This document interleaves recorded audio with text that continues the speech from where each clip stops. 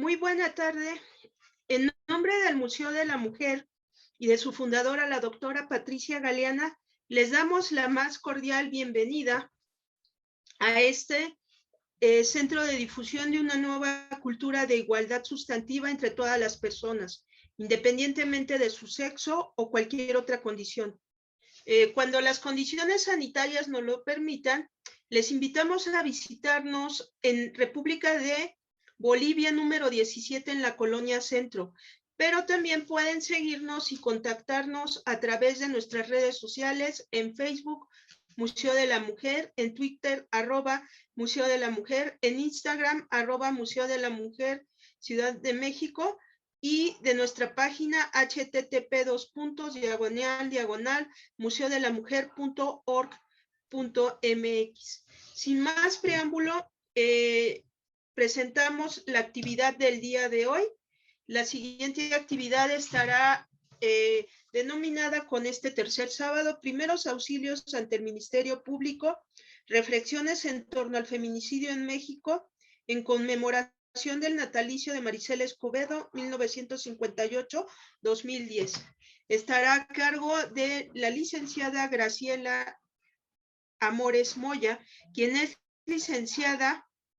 Gabriela Amores Moya, quien es licenciada en Derecho por la Universidad de TAC, con especialidad en juicios orales por el Centro de Estudios Superiores en Ciencias Jurídicas y Criminológicas, CECIJUC. Es maestranda en Derecho Procesal Penal por el Centro de Estudios Superiores en Ciencias Jurídicas y Criminológicas, CECIJUC. Abogada litigante feminista desde 2010. Defiende a mujeres víctimas de violencia extrema generada por el sistema misógino patriarcal. Es activista y defensora de derechos humanos de las mujeres y es consejera en búsqueda de mujeres desaparecidas en México. Muy buena tarde, maestra Gaby. Pues el foro es de usted y de nuestras participantes. Hola, doctora, muchas gracias.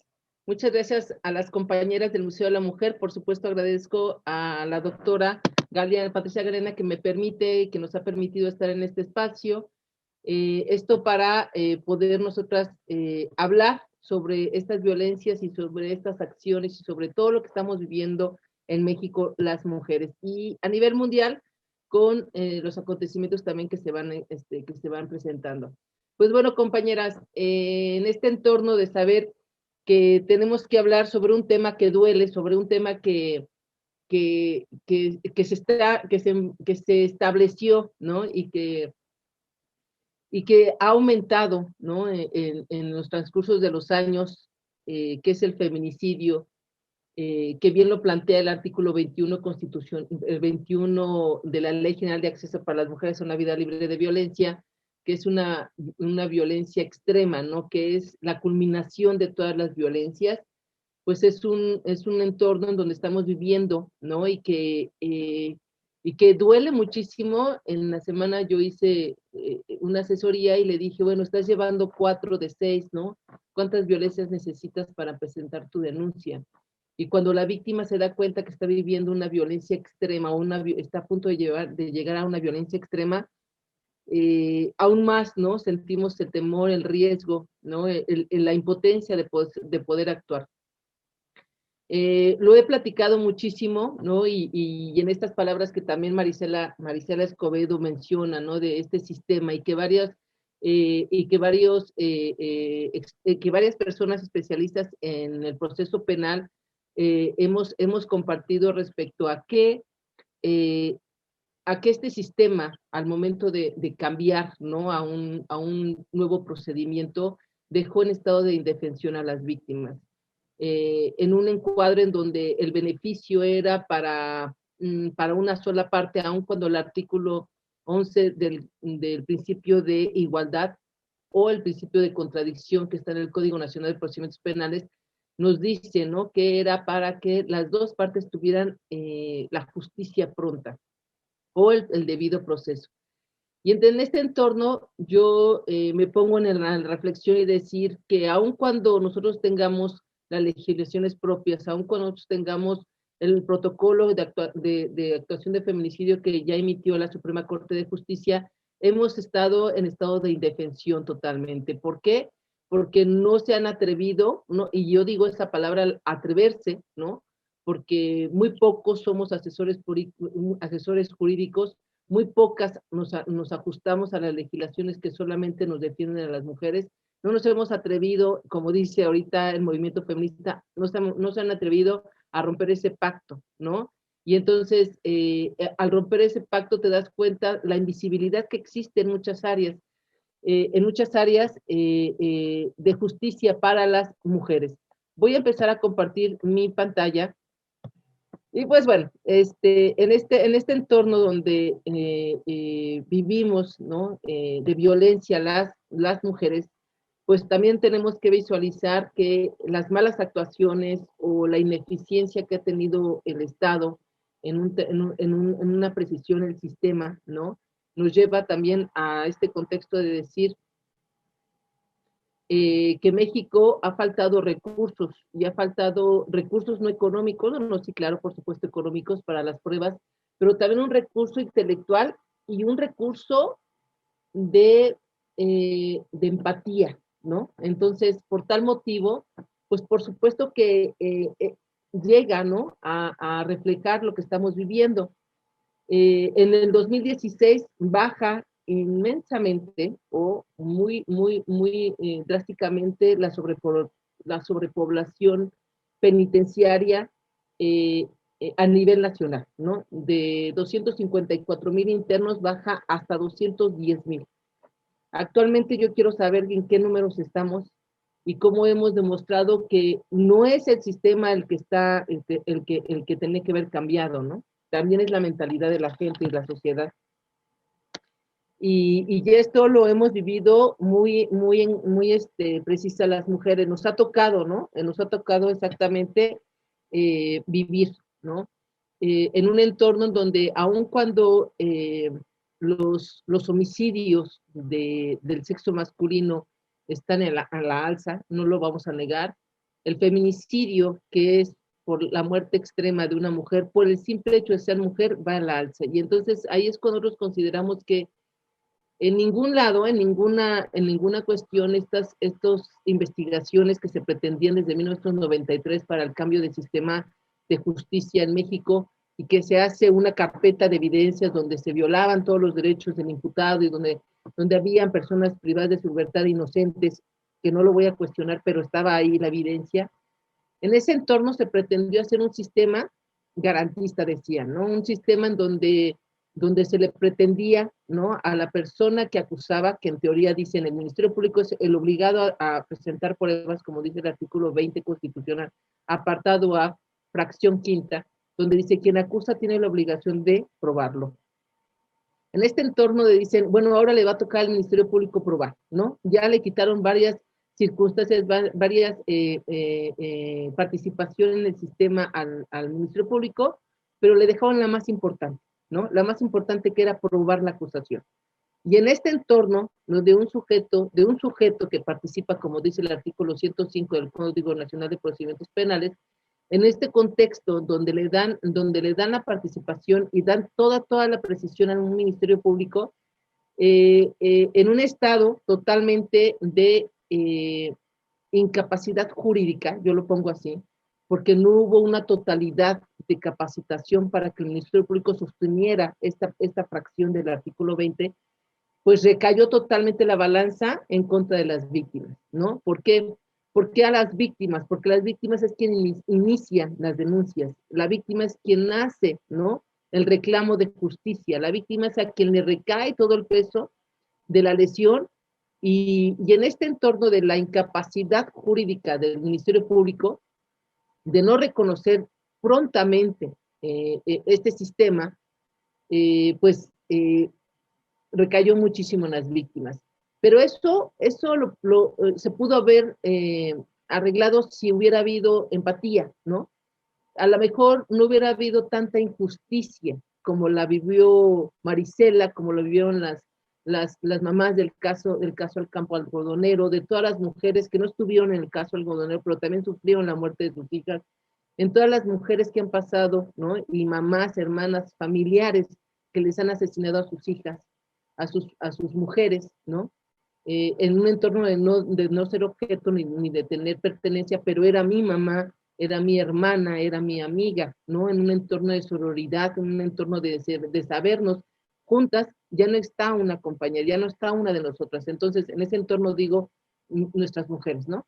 Entonces, en eso, yo creo que se hubiera frenado bien si la empatía y no la indolencia hubiera crecido, ¿no? Y fue al revés. La indolencia creció en el sistema, la indolencia, apatía también, ¿no?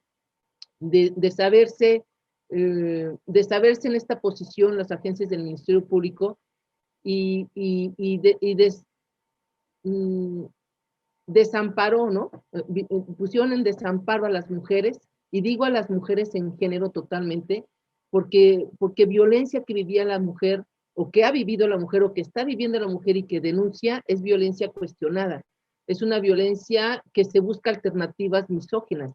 Es una violencia que se da la solución más pronta y menos precisa para salvaguardar la vida de la mujer. Entonces, en una en acciones que definitivamente no están totalmente visibilizadas correctamente, pues han sido violentadas, hemos sido violentadas las mujeres. Y por eso hablo en reflexión en torno al feminicidio de México, ¿no? En donde en el 2014 estábamos con 2 países eh, a nivel mundial en donde mataban a mujeres, ¿no? Que era España y Guatemala. Pues ahorita estamos en repunte, ¿no? Nosotros avanzamos en algo que es muy doloroso, ¿no? Y que nos toca, y a mí, en lo personal, eh, eh, hablo, ¿no? Y también trato de defenderlo, ¿no? Defender esa muerte que violentaron, esa muerte que decidieron, ¿no? Estos asesinos, estos feminicidas, realizar. Y entonces, pues bueno, hago mi presentación de mi material, espero sea necesario para su construcción. Yo sé que ahorita vamos a dejar muchas puertas abiertas en cuestiones de temas, pero eso nos va a permitir también dejarnos un rato en reflexión, ¿no? Para entrar en agosto, porque julio no vamos a tener actividad ahorita del museo por cuestiones académicas, pero sí en agosto eh, vamos a entrar con estos temas que vamos a dejar con la puerta abierta, y los dejamos en la puerta abierta porque necesitamos nombrarlo ahorita, nombrarlo, y que es importante que se nombre, porque el no nombrarlo, que las mujeres no nombremos las violencias que estamos viviendo, el entorno de violencia que estamos viviendo, otra persona no lo va a hacer, ¿no? Y entonces, algo muy cierto, ¿no? Que se dice cuando pedimos los derechos humanos o reconocemos los derechos humanos es que en un entorno, ¿no? El Estado nunca nos ha dado los derechos humanos porque haya querido, sino porque se exigieron. Y en este entorno de que las mujeres, ¿no? De que las mujeres estamos exigiendo derechos humanos o que nos reconozcan nuestros derechos humanos, pues es una exigencia, ¿no? Y ahora hay que esperar que el Estado, porque no, la palabra es terrible esperar, ¿no? Pero hay que esperar que el Estado reaccione y que diga, cierto, se le han vulnerado los derechos a las mujeres durante más de una década, y más en este sistema acusatorio que dejó en estado de indefensión a las víctimas. Doy por inicio mi taller, y pues muchas gracias. Siempre hablo de más, me encanto porque siempre trato de hacer un poquito más, eh, eh, con menos palabra, para que podamos tener más tiempo de preguntas, pero bueno, siempre me extiendo y de verdad no quisiera extenderme, pero bueno. Bueno, compañeras, este material se los hago en esto de la búsqueda que podemos tener las mujeres, y reconocer también nuestros derechos, ¿no? Estos derechos que en un entorno podemos visualizar, y pues bueno, es importante. Las mujeres, su propio cuerpo constituye un factor de riesgo, ¿no? Y es cuando hablamos sobre la violencia de género. Por el simple hecho de ser mujeres en un país el cual no nos reconocen ni los derechos humanos, estamos en riesgo. Y la palabra sí es riesgo, de verdad. No podemos pensar, voy a hablar un poquito procesalmente, un poquito ya en cuestiones jurídicas, si ustedes me lo permiten y si tienen alguna duda estoy a sus órdenes, porque recuerden que este tema es para las mujeres que no tenemos o que no tienen el conocimiento del derecho, va dirigidas a ellas para que ellas entiendan cómo se pueden defender. Y si las compañeras abogadas que están ahorita en esta sesión puedan también tener elementos para que puedan ustedes acompañar a las víctimas. Y ojo, compañeras abogadas, si lo estás haciendo, si te vas a atrever a hacerlo, al que rompas el pacto, está mi mano para estrechártela, de verdad. Hace falta romper el pacto también entre abogadas, ¿no? Hace falta muchísimo, ¿no? Es indignante llegar a una audiencia o a un escrito familiar y ver que una mujer hable muy mal, ¿no? Y defienda a un sujeto agresor. Es indignante, pero si te estás atreviendo a romper el pacto, bienvenida. Espero nos construyamos juntas y que podamos nosotros caminar para buscar la justicia y que cuentes conmigo siempre. Es momento ya de empezar a mencionarnos como abogadas feministas y que tengamos claro que estamos pisando fuerte y que tenemos que estar juntas para que podamos salir adelante sobre esta ola de violencia que se está viviendo y desigualdad jurídica que se está viviendo en los procesos penales. Y pues bueno, y más en este entorno, ¿no? Porque nosotros vemos las estadísticas del sistema de seguridad y vemos cuántos feminicidios según ellos cuentan, ¿no? Y digo según, la palabra se queda como según, como dice mi estudiante hoy, bueno, según usted, ¿no? Entonces, la palabra según cuenta, y, pero no nos dice cuántas sentencias han dado, ¿no?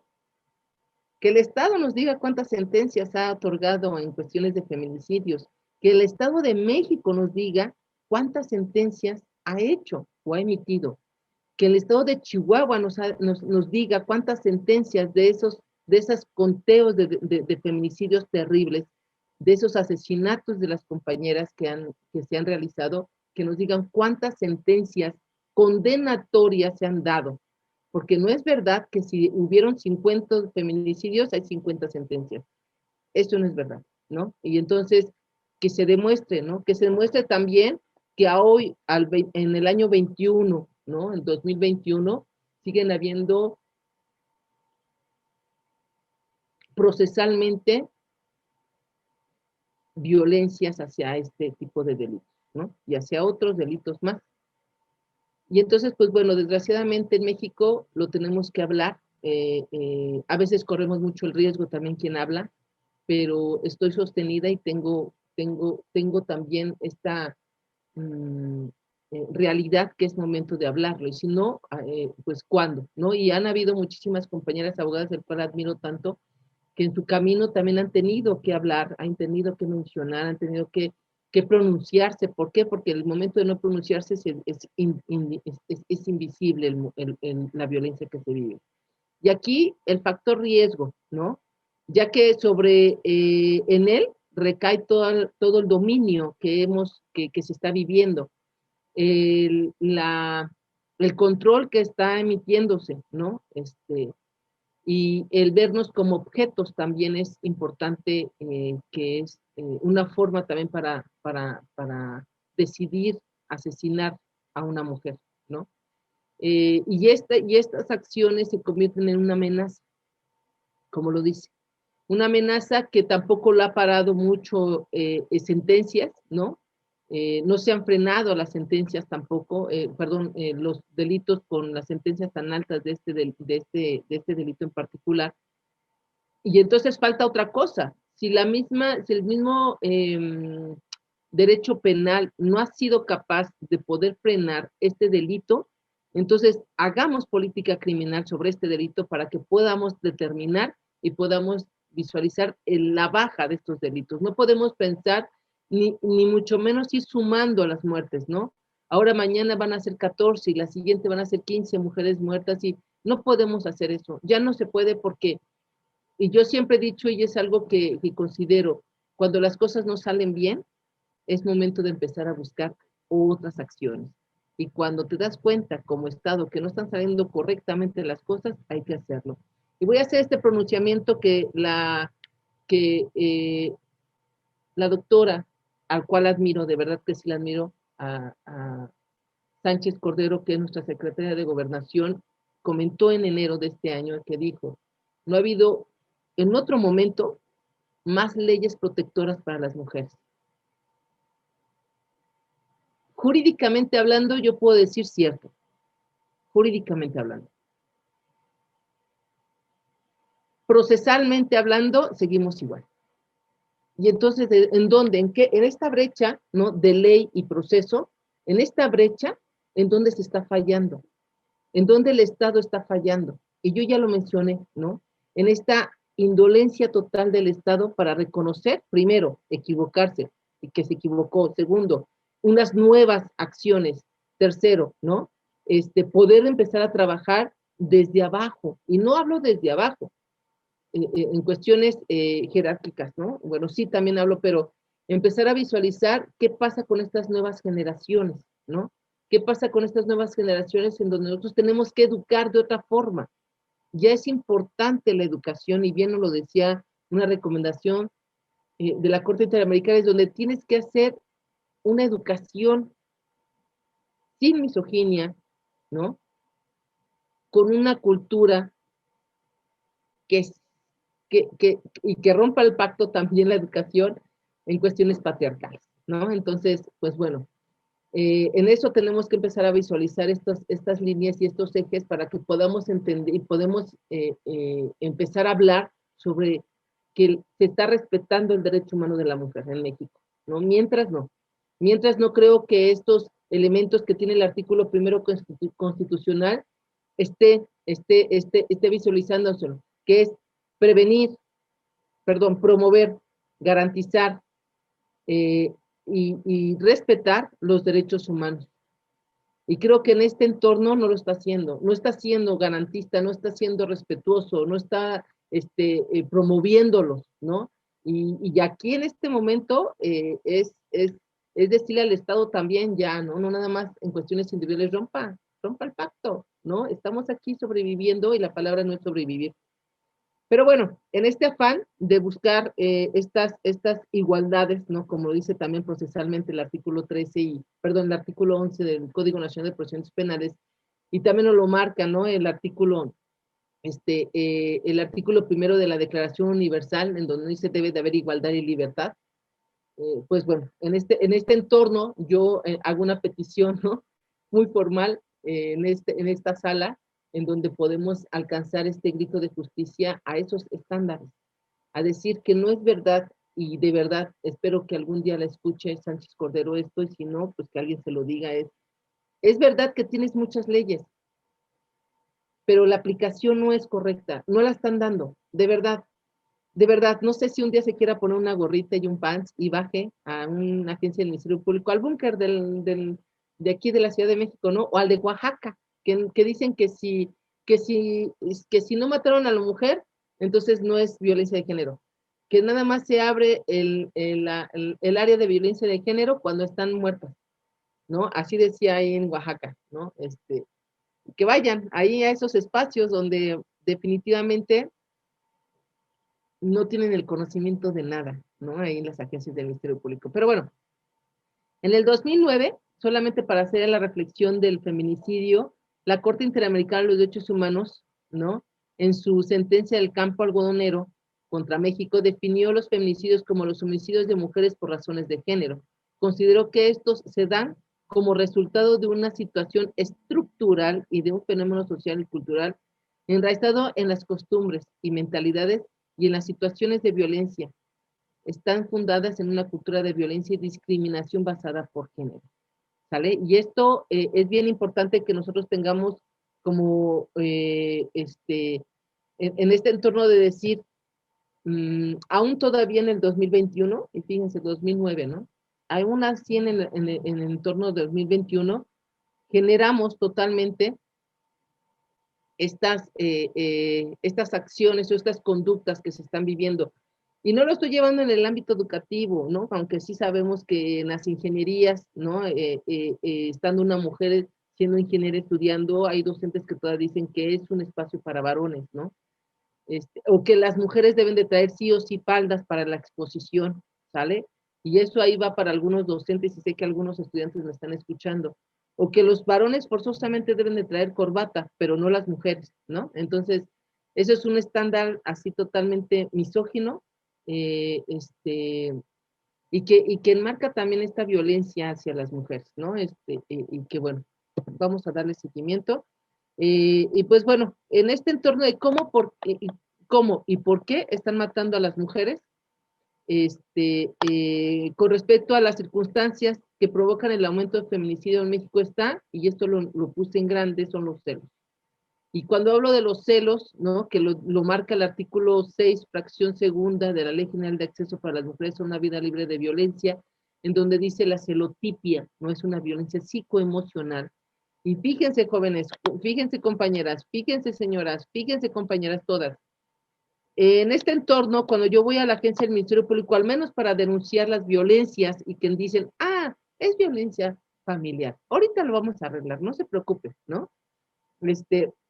En ese entorno, ¿no? De que hay una persecución, de que por qué estás con el otro, de que está fuera de tu casa, de que te mande mensajes ofendiéndote, de que me la vas a pagar, le voy a decir al otro, que le mande fotografías a la nueva pareja para decirle, ¿no? Para decirle, mira, con quién te estás relacionando.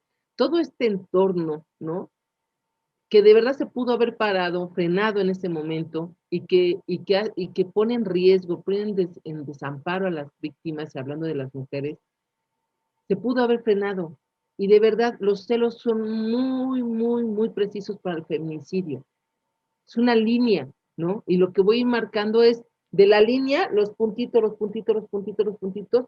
Y si no vemos eso jurídicamente, los abogados y abogadas, o los que están ahí en la agencia del Ministerio Público, que para mí son esenciales, porque sin ellos, de verdad, y bien lo dice el artículo 21 constitucional, y bien vimos en referencia a lo que vamos a ver al rato con Marisela, si la gente del Ministerio Público no entiende lo que es el feminicidio, no entiende qué es violencia de género, no entiende qué es la perspectiva de género, estamos en estado de indefensión totalmente de las mujeres. Y así puedes venir a decirme que hay otra ley y seguimos en estado de indefensión porque ellos son claves, artículo 21 constitucional. Ahorita traigo las obligaciones del Ministerio Público como para decir que mi posición de abogada en esta conferencia está en el Código Nacional de Procedimientos Penales, ¿no? La petición está escrita, la petición está regulada y la petición está para exigirla, porque también, ¿no? La víctima tiene derecho de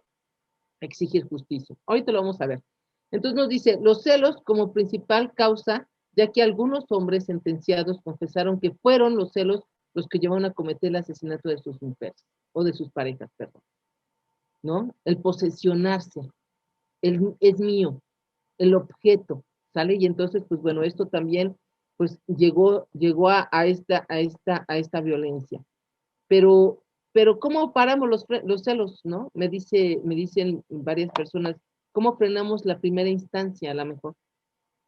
¿No? La mujer termina la relación porque ya no soporta, y bien digo, siempre he dicho, cuando la mujer dice hasta aquí llegaste, ¿no? Y pudo haber sido tanta necesidad económica, por eso me quedaba contigo. Pudo haber sido tanto amor que me quedaba contigo. Pero cuando decimos hasta aquí, hasta aquí. Y que las compañeras que están ahorita escuchándome, díganme si no es cierto, ¿no?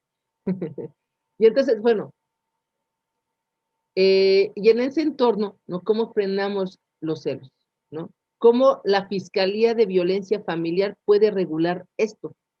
Por eso les digo que hablar de feminicidio, es hablar de violencia familiar en México, porque es la instancia en donde debe de actuar más, ¿no?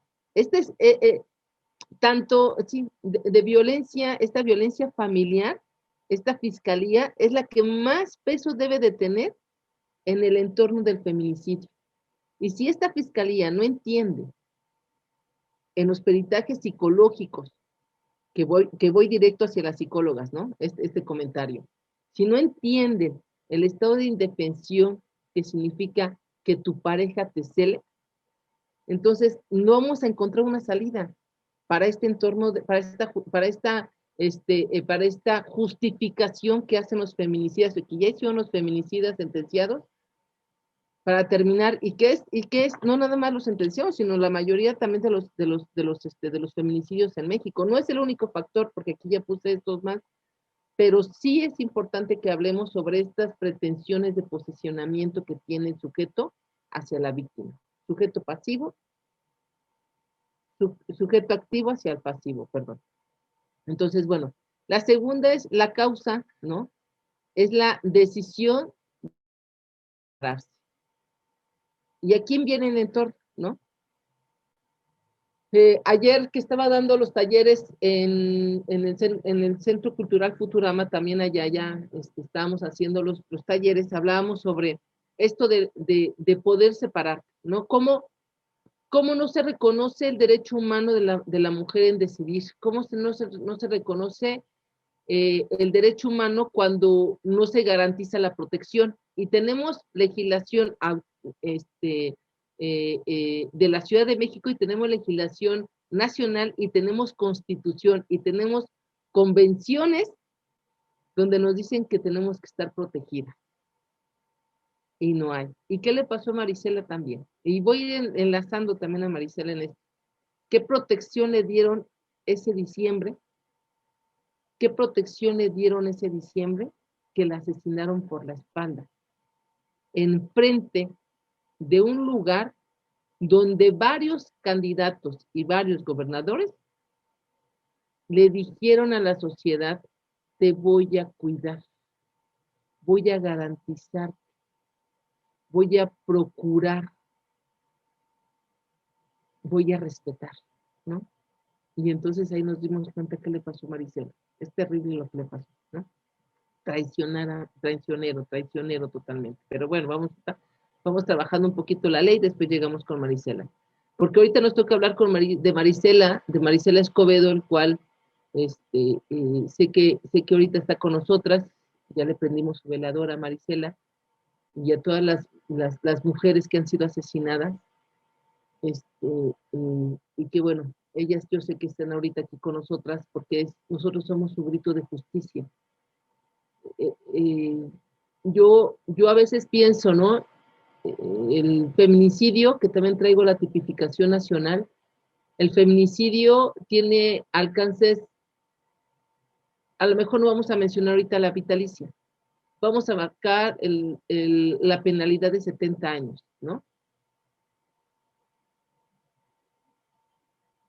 70 años que le quitaron a la mujer para vivir, ¿no? De verdad, le quitaron esos años, decidieron quitarle esos años.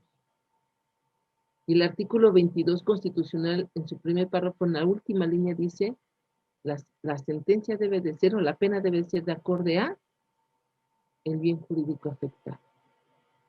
¿Y por qué entonces siempre miramos entre la media y la baja y la alta y le damos esto? Porque no le pudimos dar la alta, ¿no? La penalidad más alta, dicen los jueces. Dicen los jueces. ¿Por qué no? Jueces, rompen el pacto, por favor. Pues hay que pedirle a todos, ¿no? Rompen el pacto. Sé que es un sistema patriarcal, las juezas, ¿no? Pero sí es bien importante, ¿no? Entonces, bueno, en la segunda causa es la decisión de separarse de la pareja. Ojo, en algunos de los casos, no siempre, después de los 6 meses es cuando la violencia crece, cuando se separa la mujer.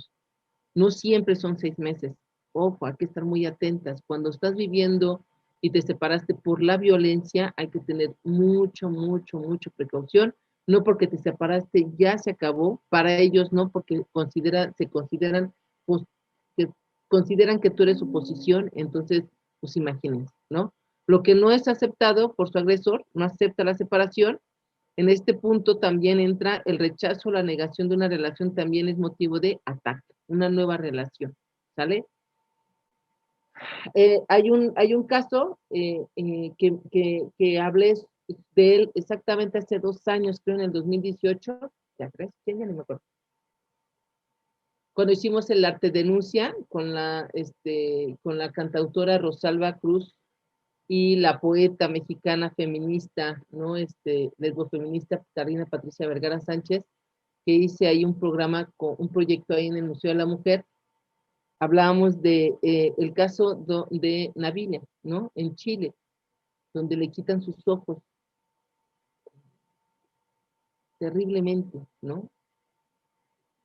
En un momento lo pretendían hacer como homicidio y después quedó como feminicidio, le bajaron la sentencia, todo esto, pero a Navila le quitaron sus ojos. Y otra compañera también en México, al momento de decir, bueno, voy a acabar bien contigo, la relación, ¿quieres hablar? Sí, claro, y llega y la degolla, ¿no? Tampoco, no la privó de su vida, pero intentó matarla. ¿Por qué? Porque él ya decía, no vas a ser de otra más que mía. El caso también de la compañera que asesinaron en Reforma 222 y muchísimos, ¿no? Muchísimos que es porque ya no estás conmigo, porque no voy a permitir que te vayas, porque me perteneces. Y es lo que les digo, ¿no? La adicción de las drogas y el alcohol.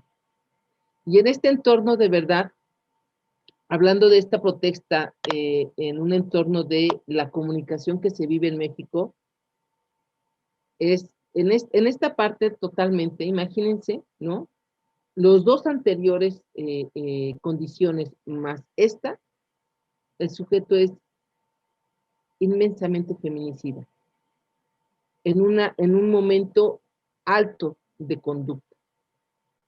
Esta condición de droga y alcohol aumenta la violencia contra las mujeres. Ojo, compañeras, por favor, ¿sale? No trabajo el violentómetro, pero sí trabajo conductas que se van sumando, conductas, conductas que vamos viendo día tras día, día tras día. En los juicios que estamos llevando, en las asesorías que estamos llevando, en los acompañamientos que estamos llevando, son conductas muy reiteradas, ¿no? Y entonces, cuando veas esta característica también sumada a la violencia, es momento de salir. Es momento de salir y de aislarte y ponerte en un lugar seguro, ¿no? Y que puedas tú saber que a lo mejor vas a tener que estar a lo mejor un año así, hasta que este sujeto pueda hacer otra cosa con su vida o te deje de molestar. No sé, no garantizo que es un año, pero yo con esto que llevamos de experiencia podemos pretender que a lo mejor no es posible, pero puede ser. El crimen organizado es no es posible y no puede ser, no porque no haya una investigación, sino porque no hay mucho entorno de cambios, ¿no?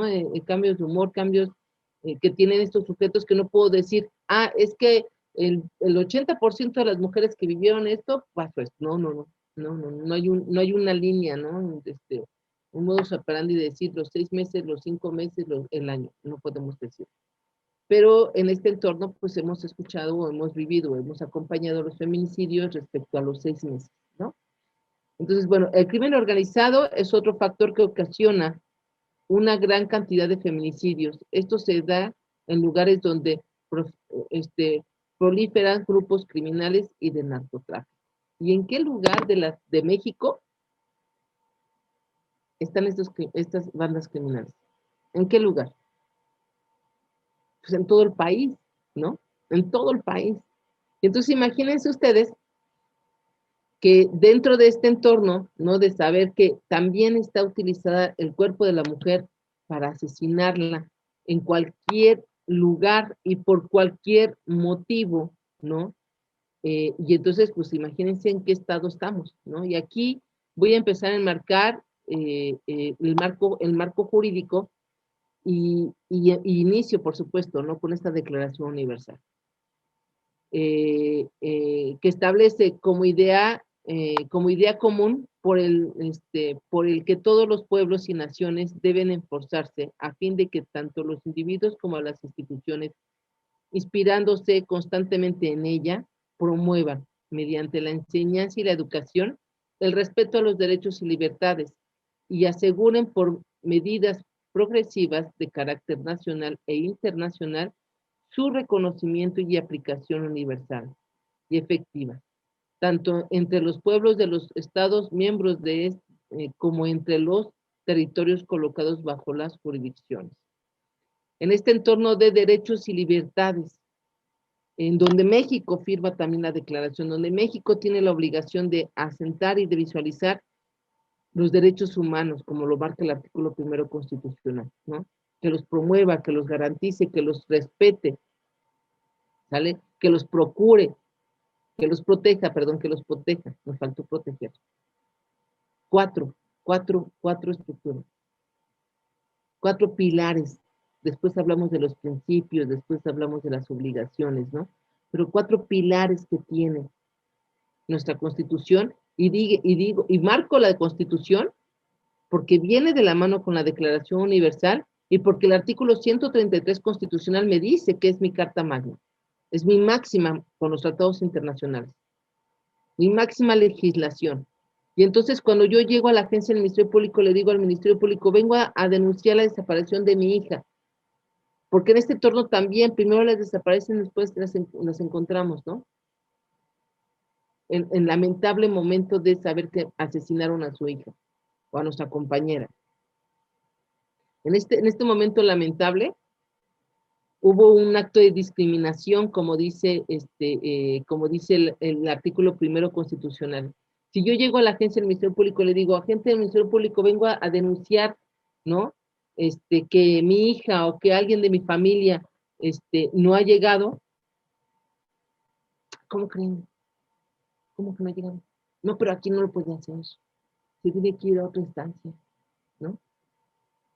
Pero que aquí no. Imagínense que en la Ciudad de México tenemos medios de transporte, afortunadamente.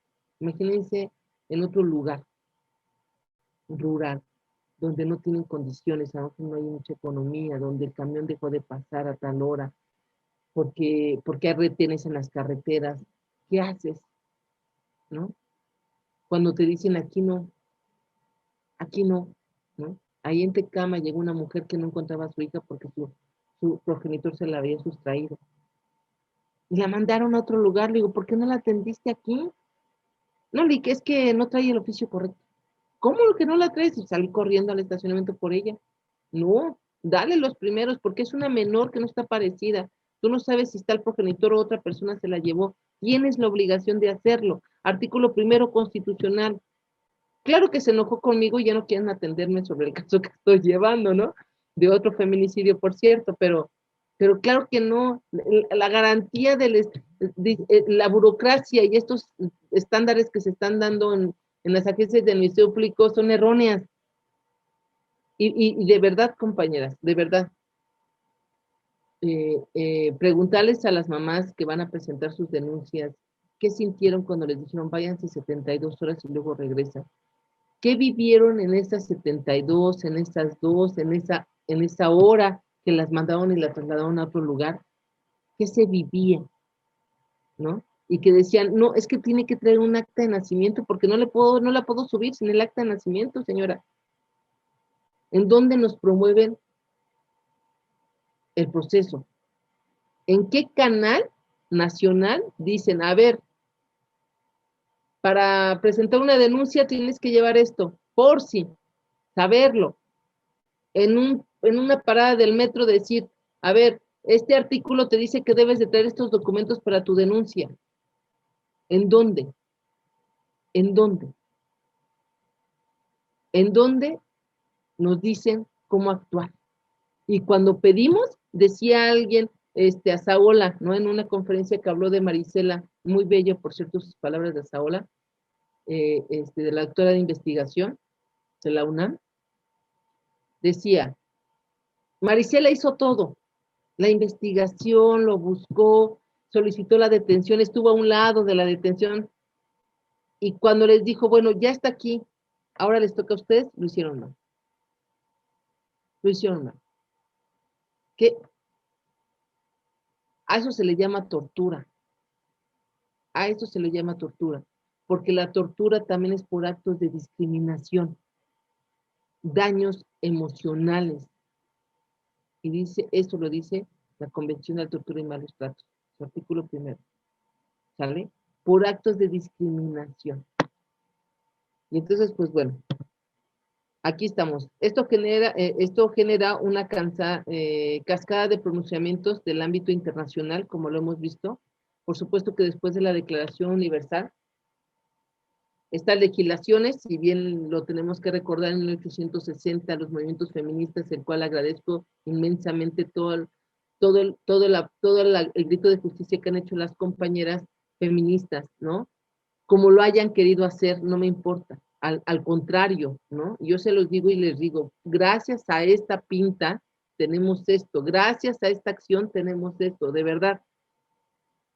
Cómo lo tome, no sé, pero de verdad que sí, yo al menos que lo trabajo procesalmente, por supuesto, ¿no? Entonces dice, esto genera una cascada de pronunciamientos del ámbito internacional, nacional y estatal a efecto del marco jurídico de los derechos de las mujeres, como lo decía Sánchez Cordero, resultando preponderantemente citar la CEDAW y Belén do Pará, ¿no? Y para las compañeras estudiantes que están iniciando visualizar este tipo de delitos, aprendiéndolo, tienen que visualizar estas legislaciones, estas convenciones, que es la CEDAW y la Belén do Pará, que son ejes también, ejes para poder nosotros precisar la violencia que se está viviendo en México. Y es más, así lo ponen, ¿no? Puedes mencionar a la CEDAW, a la Belén do Pará, que hay más, y precisar a la mejor el artículo 133 constitucional. Así, ¿no? Y esto pues es terrible, ¿no? Terrible en el momento de decir, hay legislaciones internacionales que siempre nos han protegido y aquí no es alcanzado. Dice que son los pilares para la generación de ordenamientos estatales. Son esenciales. No puedes no pronunciarlas. En las denuncias que se llevan por cualquier índole, a la víctima, mujer, le hacen firmar artículos de la CEDAW. Vean sus denuncias, compañeras, y menciona estas dos legislaciones. Pero nada más están, bueno, me encantaría que atendieran cada una de los artículos que están ahí en fracciones, y dice la federación, el estado, tal, y de verdad no lo hacen correctamente, ¿no? Aun cuando lo ponen en sus denuncias, pues no están totalmente aterrizados. Bueno, este artículo, que es el que había mencionado hace ratito, que es el artículo 21 de la Ley General de Acceso de las Mujeres a una vida libre de violencia, que es el artículo 21, donde dice, conceptúa la violencia feminicida, que es la forma extrema de violencia de género contra las mujeres. Y bien lo subrayo, y lo pongo más grande, la forma extrema. Aparte de estos 4 características que mencioné en las diapositivas anteriores, la violencia extrema, ¿no?, enmarca totalmente la indolencia, la discriminación, la desigualdad y la vulnerabilidad o la violación de la dignidad de las compañeras, ¿no?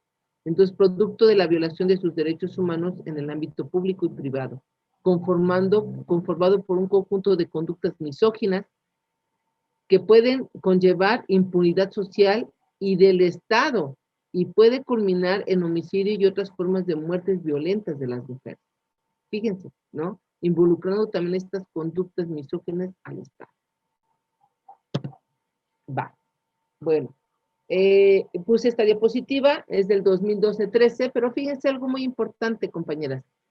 Esta imagen abarca, ahorita ya tenemos la legislación, y esta tipifica el delito de feminicidio, México sin protocolos de investigación. Actualmente la Suprema Corte de Justicia ya emitió el protocolo de actuación, hay que revisarlo, hay que verlo. Y esto también nos enmarca mucho la obligatoriedad que tiene cada uno de los estados para hacer sus protocolos. A mí me queda claro, compañeras, que si bien es claro que el artículo 20 constitucional, apartado A, fracción quinta, nos dice que quien acusa tiene la obligación de demostrarlo, en este entorno que tienen las víctimas para poder traer también elementos o datos de prueba que permita la investigación hacia la agencia del Ministerio Público, se visualizan estos protocolos de actuación, pero en este entorno de la prueba es donde quedamos mal, ¿no? O sea, o nos queda mal el Estado.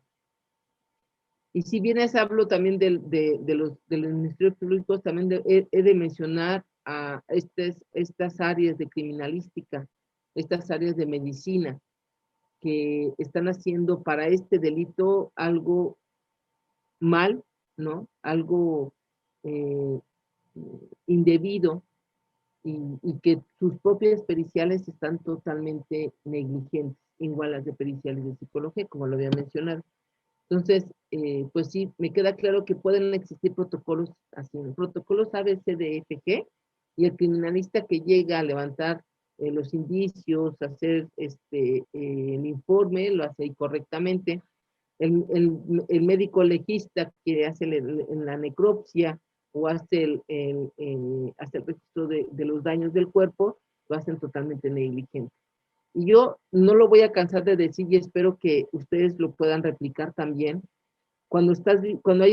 Si vives muy cercano a este delito, yo pido y aconsejo que no permitan que salga su familiar de la CENEF o donde tengan el cuerpo, y sé que a veces el estado de putrefacción es muy alta, lo sé, que a veces en esos momentos ya no se puede hacer tanta búsqueda, pero si se encuentra y se puede dar esta investigación legal médica, no permitan, ojo compañeras, no permitan que salga el cuerpo hasta que le hagan el protocolo debido de feminicidio. El protocolo, ¿sale? Y algo muy importante para el feminicidio, compañeras, muy importante, ¿no? Es que, ojo, el raspado de uñas, ¿no? La saliva, ¿no? Todo el raspado, todas las entorno que podemos encontrar en el cuerpo humano de la mujer va a ser de suma importancia para esclarecer los hechos, ¿sale? Y lo mejor de todo es que se haga debidamente, ¿no? Que no se pierda la prueba, que se guarde correctamente para que se encuentre, y exigirles como una forma de exigencia a los peritos que trabajen con ética y que no pierdan y que solamente hagan machotes de decir, sí, no se encontró nada, ¿no? Y dices, oye, pero no soy yo, no cambias el nombre, no cambié el nombre, ¿no? Y lo volvemos a pedir para que manden a traer bien el nombre, porque decía que no era. Ahora dudo si era mío o era de la persona que estaba en ese oficio, ¿no? Entonces un poquito más de ética en esas pruebas, ¿no? Un poquito, no mucho, porque son muy negligentes las pruebas también, la mayoría, ojo, aguas, abogados, peritos, porque dicen, ay, también me dijo a mí, no, la mayoría, ¿va? Dice, el 14 de junio del 2012, que lo habíamos mencionado también creo que en las sesiones pasadas, el Diario Oficial de la Federación nos incorporó el delito de feminicidio, se aceptó en el Código Penal Federal, y es donde se define como feminicidio en el Código Penal Federal. Sale 2012. Ojo, compañeras, 2012. Bueno, recordando, y si ustedes me permiten, cierren tanto sus ojitos. Ay, esto no se pase, ya ven.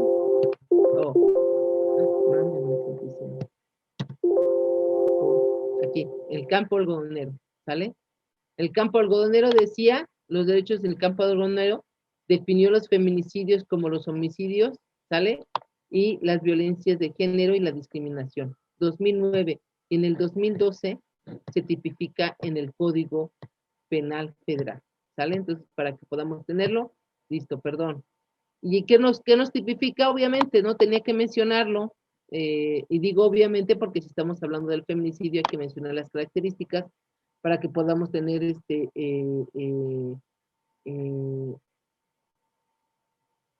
la clasificación del delito.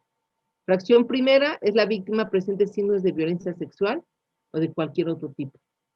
De cualquier otro tipo de violencia, no nada más sexual.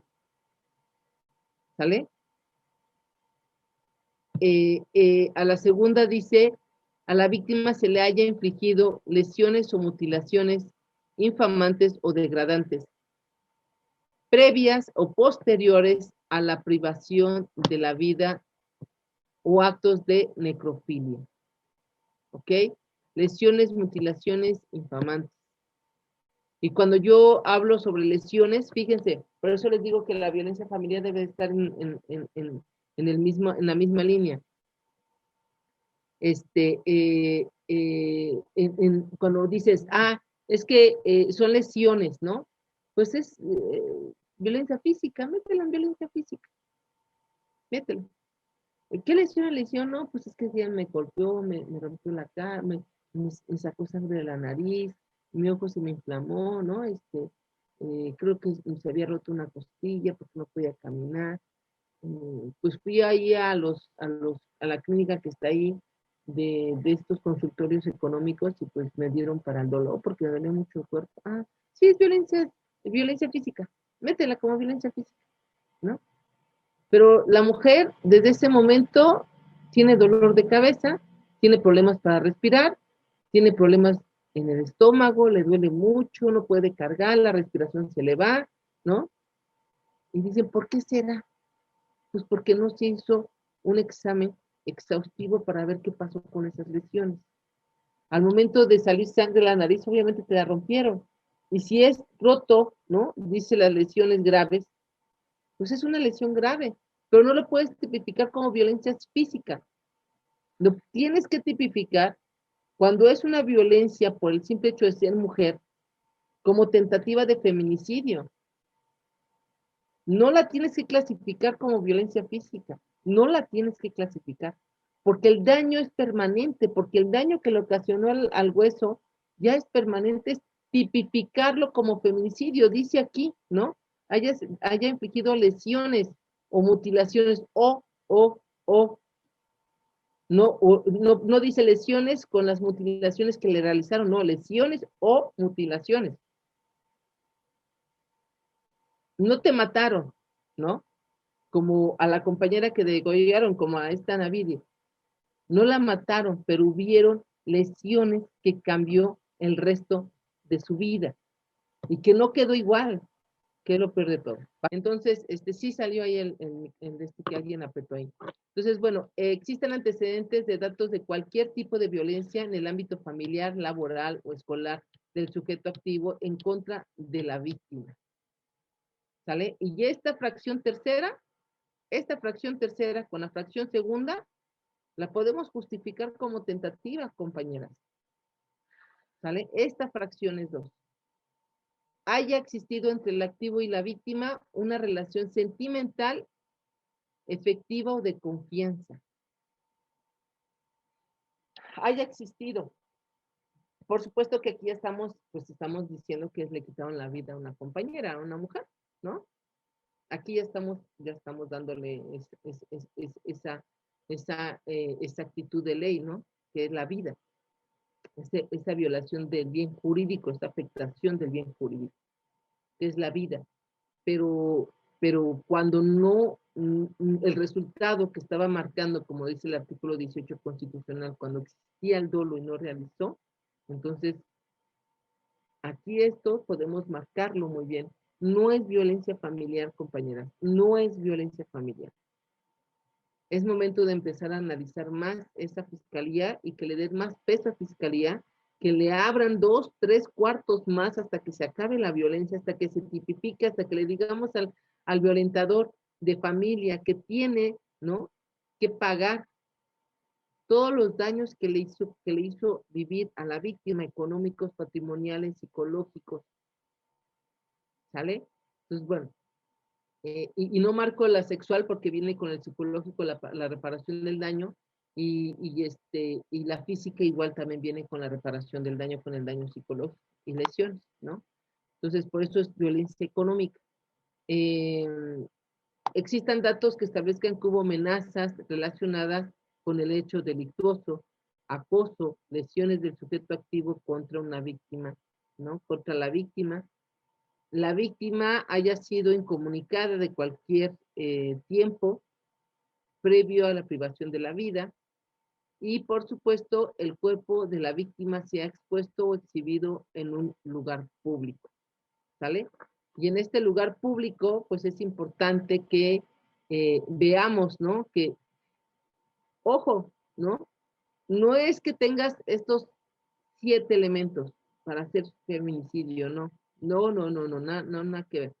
No, no, es uno, con que uno esté, con que uno esté. Porque con uno estamos visualizando que hay una violencia feminicida, hay una violencia de género, un delito de género.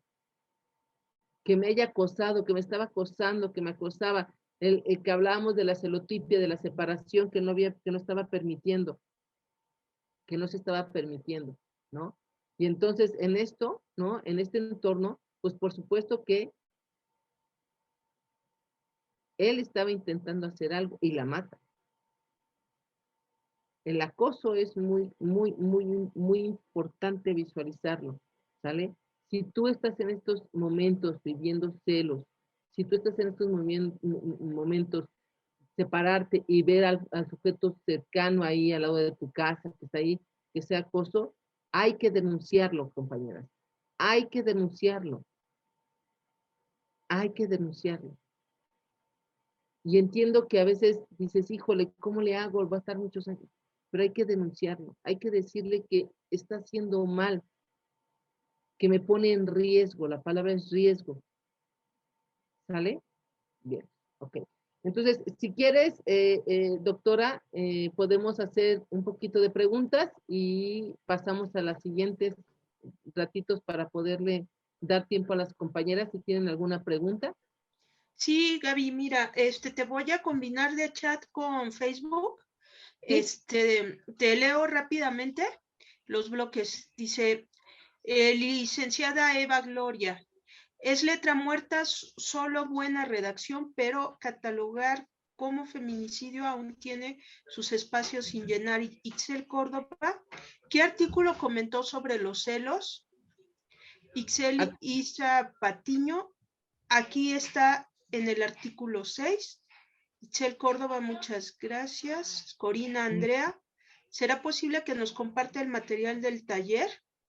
Ixel Córdoba, solo quiero comentar que el día miércoles un compañero comentó que cuando entraba el homicidio y el feminicidio, solo el caso reciente del joven que si entraba en homicidio feminicidio, el caso del joven que atropelló a las 2 mujeres y el profesor dijo el tipo de feminicidio es algo político. Y ahora de chat, Castaneda Elizabeth, saludos desde El Salvador. Mónica Rocha, buenas tardes desde Brasil. ¡Ay, excelente! Y mire, maestra, el Museo de la Mujer hasta dónde está llegando y también sus palabras. Elizabeth Rosales, buenas tardes. A Paseo el Grande.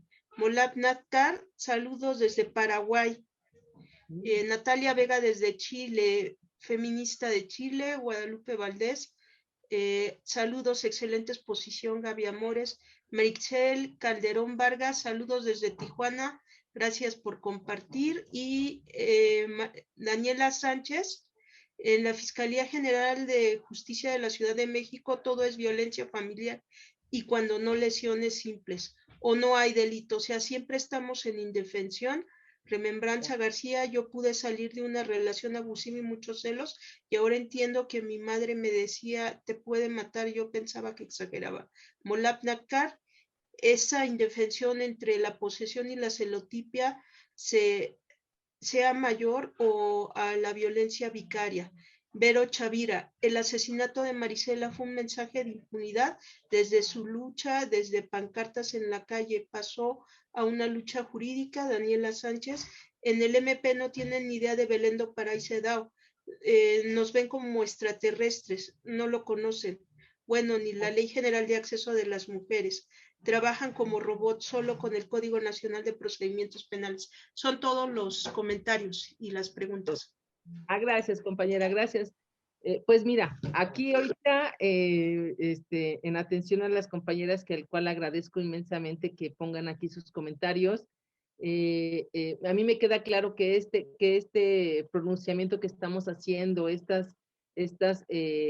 micrófono que nos permiten tener, es para la búsqueda de justicia, no es para otras circunstancias, es para visualizar que se está haciendo mal las cosas y que hay que atenderlas, ¿no? Porque Sánchez Cordero, si bien dice, hay mucha legislación, pero hay que saberla aplicar, ¿no? También eso es bien importante, y por eso les mencionaba sobre la indolencia, sobre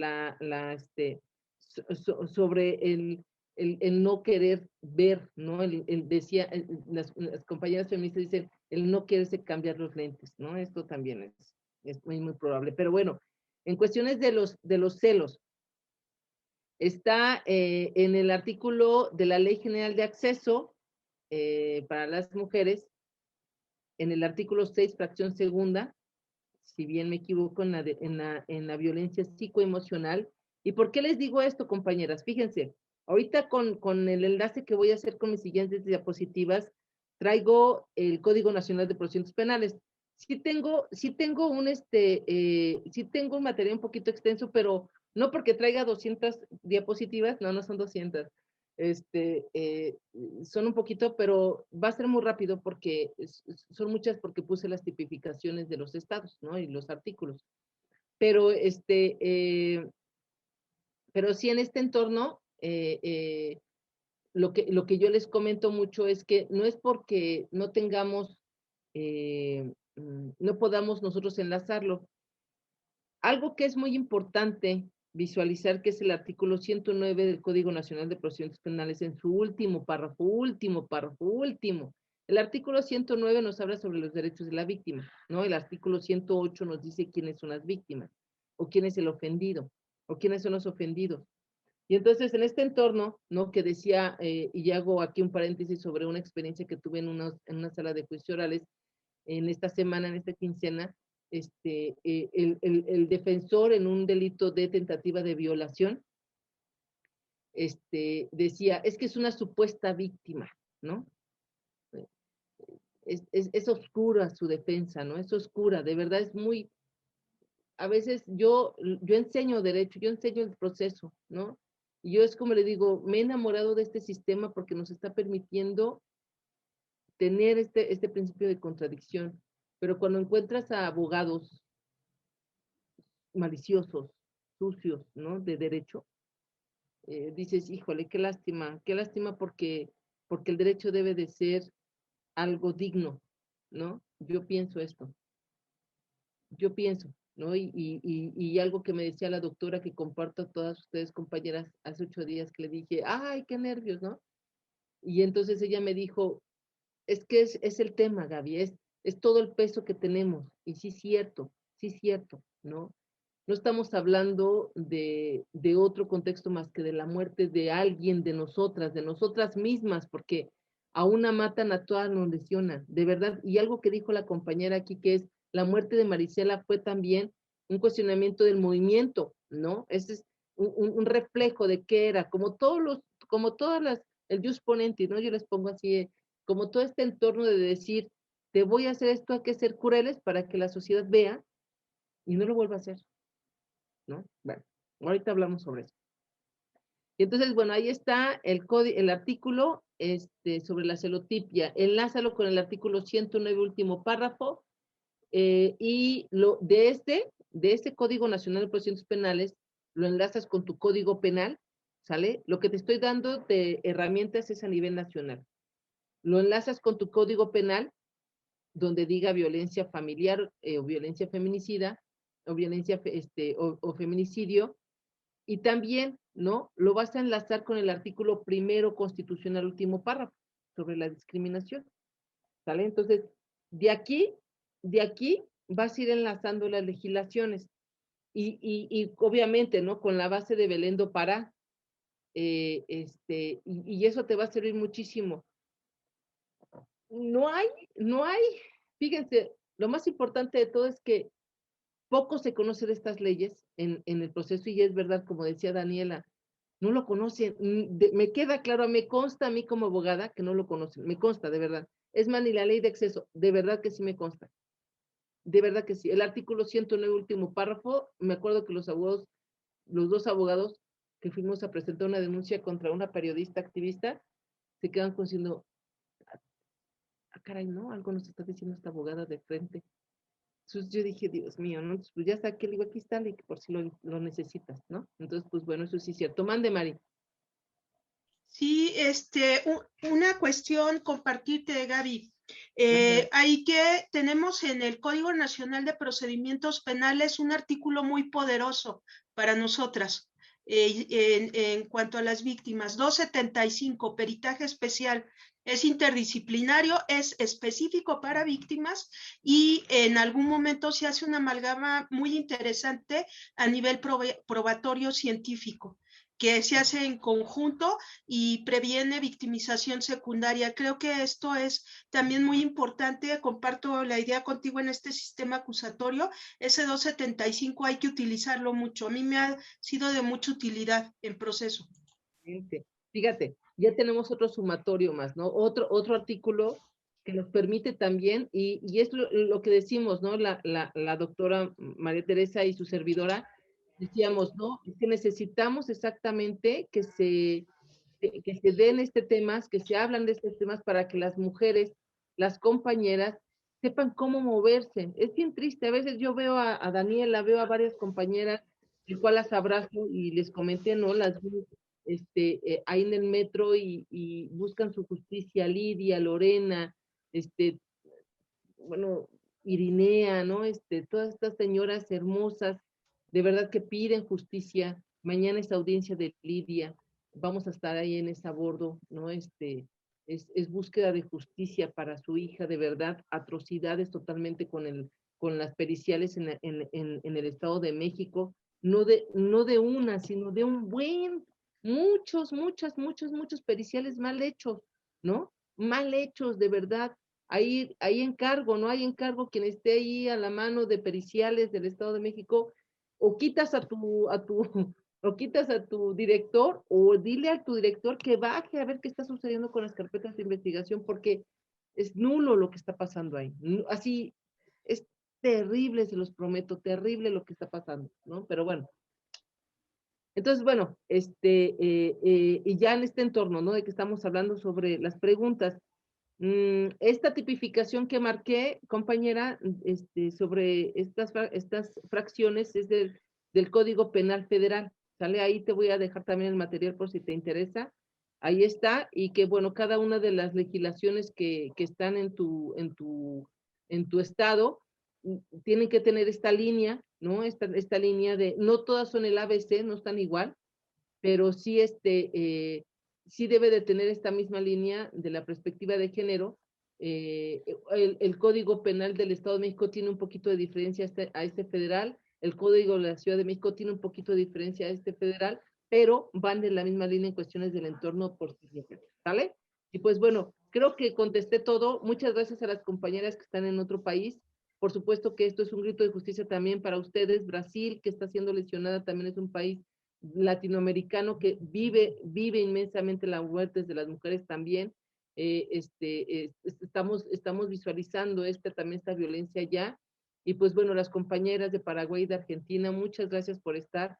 El enlace de perspectiva feminista jurídica que hago para que también no nada más México escuche el Museo de la Mujer, que es un museo el cual plantea toda esta estructura donde y con el acompañamiento de todas las investigadoras de la UNAM y todas las compañeras que van pidiendo su espacio, pues vamos construyéndonos como mujeres. Muy hermoso este Museo de la Mujer, orgullosamente estoy aquí con ellas, y digo orgullosamente porque de verdad me enorgullece estar en un museo donde construyamos a las mujeres. Y les invito a que vean todos los videos que están ahí disponibles para todas en YouTube, en la página del Museo de la Mujer, y pues bueno, ¿no? Sale. Entonces vamos a darle seguimiento al material que les traje, que creo que se me va a ir el tiempo, pero espero que no. Espero que no se me vaya. Ahí está. Vale. Que a ver si ahorita ya se ve ya se ve ahí. Ahí está, ya lo vamos a mover. Ya tenemos la tipificación del delito, del artículo federal del 25.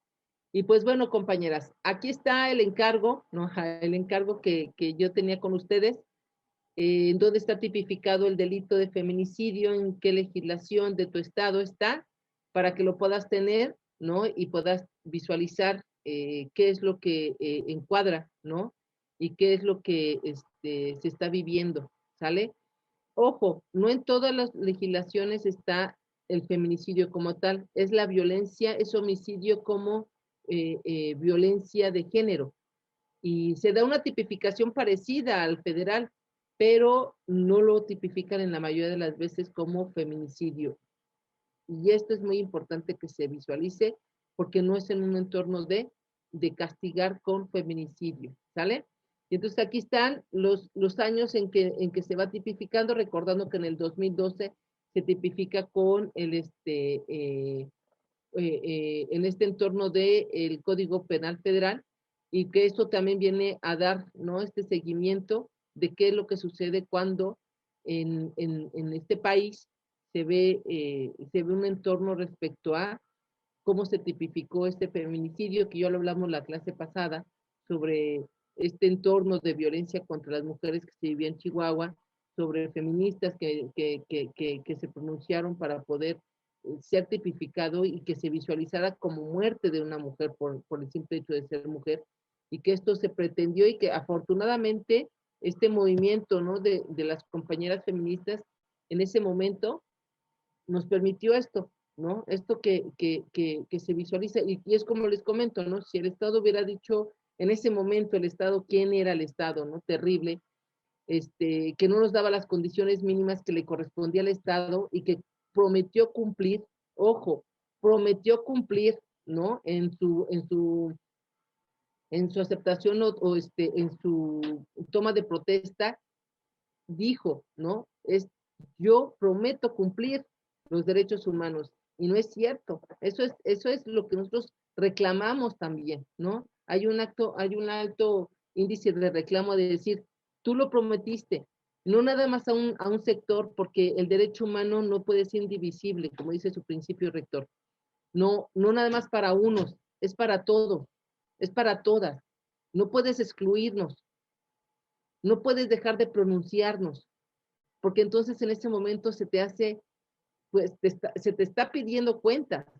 Y dice el artículo 39 constitucional, y ojo con ese artículo 39 constitucional, que nunca, nunca, nunca, desde el 5 de febrero de 1917, se ha reformado, compañeras, en donde el pueblo tiene la obligación de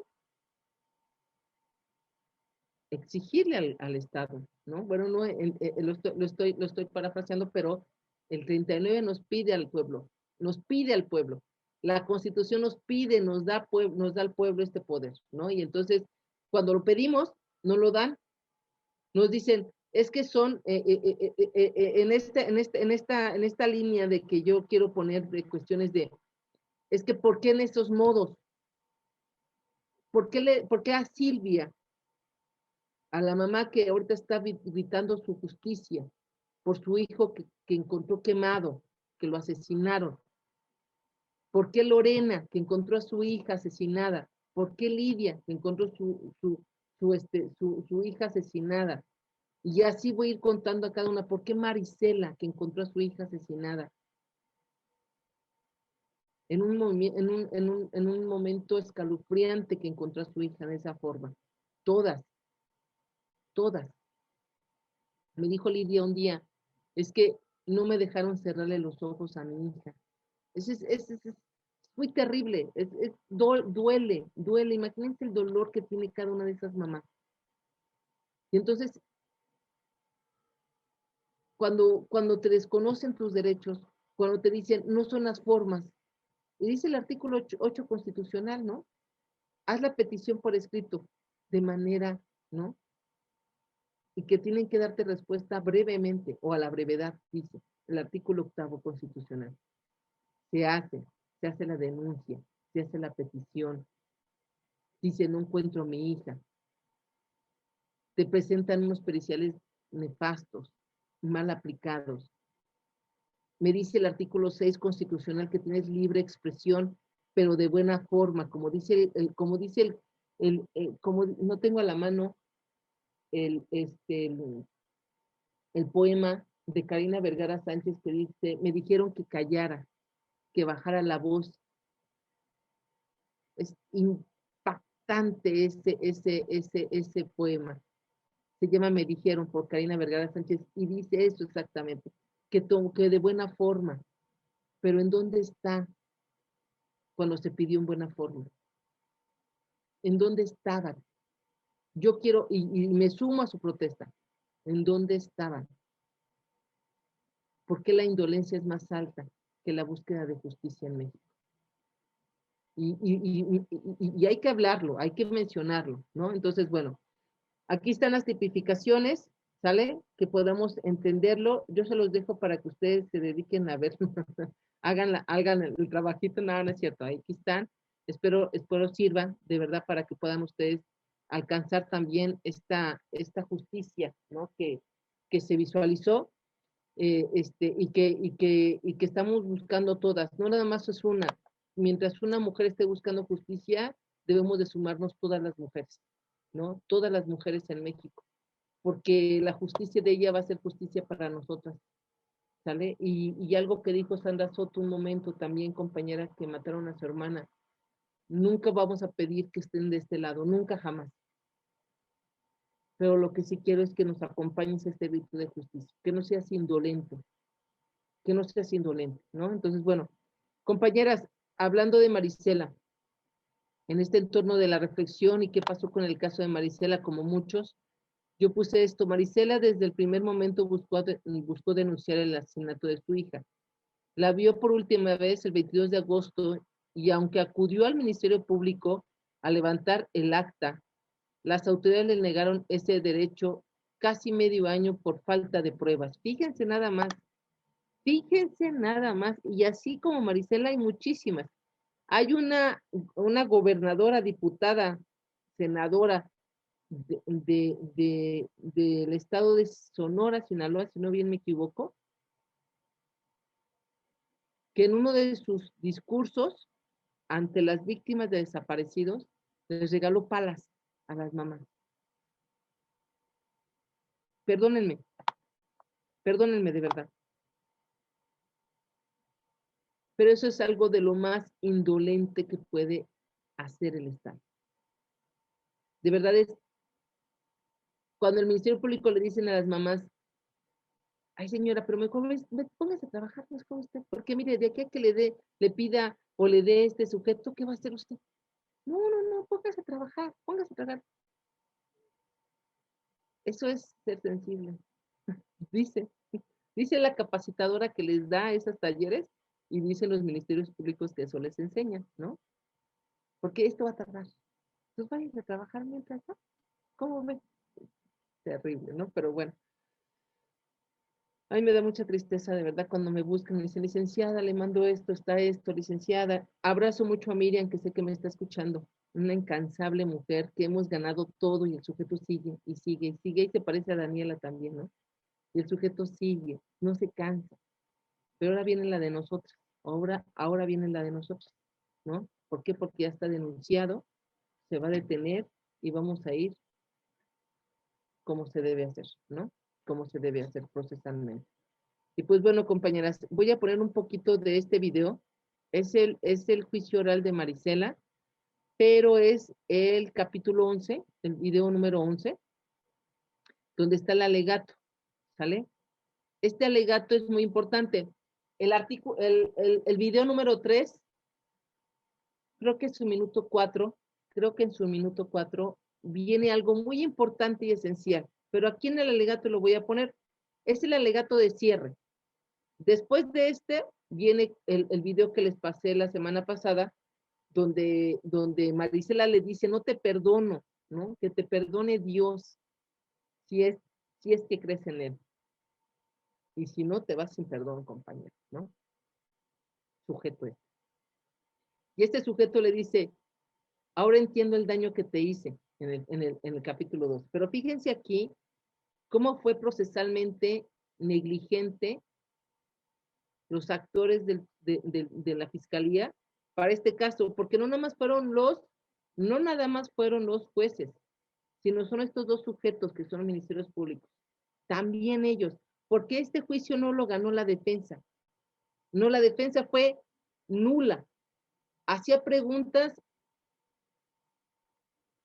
que no iba a cambiar, nada más las pronunciaba. Usted dijo esto, ¿verdad? Usted dijo el otro también, ¿verdad? Pues también lo dijo, ¿verdad? Sí, pues sí, pues sí, pues sí. Es más, haber hecho objeción, su señoría, no repetitiva, ya lo dijo, ya lo confirmó, que el Ministerio Público no dijo nada, no alegó, no objetó, no, caray, ¿no? Si el derecho procesal es la contradicción, el decir, a ver, aquí esto no está bien, su señoría, ¿no? Pero bueno, fue nulo también la participación del Ministerio Público. Véanse los videos, abogadas o abogados que están aquí, y vean qué falta de precisión tiene la gente del Ministerio Público. Obvio, ¿no? Yo quiero decir, no, bueno, obvio no. La gran justificación que se tiene es que si no es que es el primero, es uno de los primeros juicios que se vivió en Chihuahua. Y eso es lo que yo les decía, ¿no? ¿Cómo se te ocurre cambiar sin estar preparado tú, tus agentes del Ministerio Público? ¿Cómo se te ocurre cambiar si no tienes pruebas suficientes o no tienes periciales suficientes, adecuadas? ¿Cómo se te ocurre cambiar si no hay insumos para hacer las periciales también, como le pasó a Lorena Gutiérrez con su caso de su hija Fátima, que también la recordamos en la primera sesión? ¿Cómo se te ocurre cambiar? Y es un reclamo, compañeros. ¿Cómo se le ocurrió cambiar al Estado un sistema que no estaba preparado para las víctimas? ¿Vale? Entonces, bueno, si me permiten, déjenme, le pongo play. Ah, ojo, si me cansé, si me cierran ahorita mi Facebook, va a estar en YouTube en un ratito o va a estar en la página del Museo de la Mujer en un ratito. Estos videos se van a guardar, se están guardando para que los podamos subir, ¿vale? Por favor, ¿va? Entonces, porque pues hace 8 días también nos hicieron ahí en la mala jugada, pero bueno, afortunadamente tenemos compañeras excelentes.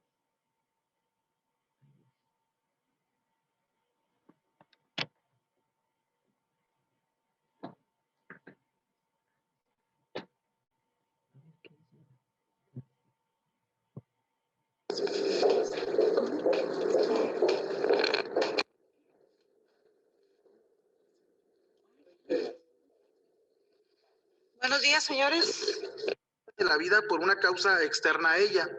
Escuchemos. Queda ello de manifiesto, pues el tribunal pudo escuchar la forma directa en que el menor Ángel Gabriel Valles Maciel escuchó del propio acusado que acababa de matar a su concubina y que la había quemado, que ello lo había realizado con el auxilio de su hermano a bordo de un vehículo Ford de color crema con negro. Esta misma manifestación le hizo el acusado a Raúl Mora Moreno, agente de la Policía Ministerial, a quien le refirió de forma espontánea al momento de entrevistarlo que había matado a su concubina al encontrarla sosteniendo relaciones con otra persona. Por su parte, el agente de la Policía Ministerial, Luis Raúl Arriola Robledo, al haber detenido al acusado por motivo de un mandamiento judicial por su probable participación en el homicidio de Rubí Marisol Fraire Escobedo y en el trayecto para su internamiento, le refirió que él estaba consciente de lo que había hecho y que él aceptaba la responsabilidad de lo que le había pasado a su concubina. Estos testimonios, en concepto de la Fiscalía, deben otorgárseles valor crediticio por tratarse de personas que no tienen intereses mezquinos o personales en tratar de beneficiar alguna de las partes. Pero además existe concordancia entre estos entes probatorios en el mismo sentido, ya que en el mismo sentido se encuentra el testimonio del señor Rafael Gómez Rojas, padrastro del acusado, quien en audiencia admitió haber reportado a la policía un hecho en que se veía involucrado el acusado Sergio Rafael Barraza Bocanegra por haber golpeado a su concubina. Hecho que fue confirmado al desahogar los testimonios de los agentes de seguridad pública, Gabriela Taide Gameros y Juan Manuel Arguijo, quienes confirmaron que a las primeras horas del día 30 de agosto del año 2008 recibieron noticia de parte del señor Rafael Gómez acerca de que el acusado había matado a su concubina en su domicilio momentos antes, versión que confirmó el acusado al momento de que estos lo entrevistaron. Debe agregarse que Ruth Denise Lara Marmolejo, al deponer ante el tribunal, señala que el último día en que vio a la víctima, Rubí Marisol, fue el día 29 de agosto del año 2008. Okay. Ahí voy a frenar tantito el video. Ahorita voy a ir más adelante. En este entorno nos dice, son testimoniales tanto de familiares, amistades de él, como de policías de investigación, ¿sale? En este entorno, ¿no? De saber que yo fui, yo lo hice, y fíjense aquí algo muy importante, ¿no? La declaración del imputado en este sistema no será, debe de ser de un protocolo o debe de tener una actuación obligatoriamente para una sola persona. Aun cuando te dijo y eres testigo de oídas, no te consta. Y a la única persona que se le puede determinar esta declaración, porque bien claro ahí las palabras de este sujeto dijo, ahora entiendo el daño que te hice, pero nunca dijo soy culpable del feminicidio. Ojo, ¿no? Es interpretativo, claro, por supuesto es interpretativo, y que desgraciadamente los tres jueces dijeron no lo confesó completamente. Tenía que haber dicho yo la maté, como para haber sostenido esta acusación por la declaración de este imputado dentro de un juicio. Ojo, pero no lo dijo. Y entonces, ¿cuál era la obligación de? Nos queda claro que al pasar el año, a los años de la muerte de Rubí, no se sabe, y bien lo dijo esta Marisela, nunca se supo cuál fue, ¿no? La causa de muerte. Porque el estado de putrefacción ya estaba el cuerpo.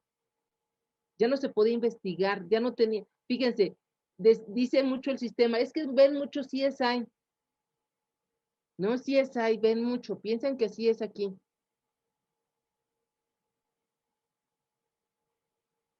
Y yo me pongo a pensar, y entonces, no veo, de hecho vi CSI ya 20 años después, creo que salió porque pues mis estudiantes lo veían, dije, pues voy a verlo, qué pasa con eso CSI, ¿no? Pero es verdad, o sea, en ninguna investigación se alcanza en ningún lado esto, ¿no? O sea, para poder probarlo, es lo que yo les comentaba, para poder probarlo.